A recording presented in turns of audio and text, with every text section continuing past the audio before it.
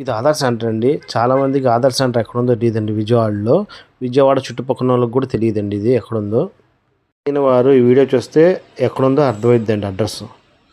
ఈ కౌంటర్లో morning 9:30కి token ఇస్తారండి. అందరు లైన్లో నుంచోవాలండి. టోకెన్ తీసుకొని లోపలికి పంపుతారండి. ముందొస్తే పని తొందరగా అయిద్దండి. లైన్ పెరిగిపోతూ ఉంటుందండి.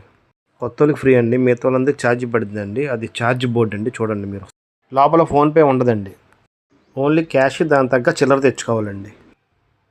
ఇది వచ్చి అడ్రస్ ప్రూఫ్ ఫామ్ అండి. మనం కొత్త ఇంటికి వెళ్తాం, అక్కడ అడ్రస్ ప్రూఫ్ ఉండదు కదా. ఫామ్ డౌన్లోడ్ చేసి ఫోటో అంటించి గెజిటెడ్ ఆఫీసర్తో సంతకం చేయించాలండి. అప్పుడు ఆధార్ కార్డులో అడ్రస్ అప్డేట్ చేస్తారండి. ఇప్పుడు మీకు అడ్రస్ రూట్ చూపిస్తాను, చూడండి ఎలా రావాలో. ఇది వచ్చి బిఎస్ఎన్ఎల్ ఆఫీసు, చుట్టుకుంట సిగ్నల్ అండి.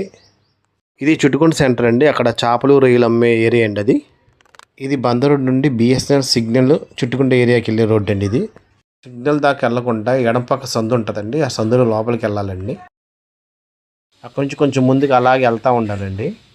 వెళ్తూ ఉంటుంటే కుడి పక్క సందు తిరగాలండి. ఇప్పుడు మనం కనబడేదే ఆధార్ సెంటర్ అండి. అలాగే కుడిపక్క వెళ్తే ఏలూరు రోడ్ వచ్చేదండి. అవతల పెట్రోల్ బంక్ ఉంటుందండి. Eluru road Indian oil petrol bunk opposite సంది అండి ఇది. ఎడంపక్క శాతవాహన కాలేజ్ గ్రౌండ్ అండి, ఎగ్జిబిషన్ గ్రౌండ్ అంటారు.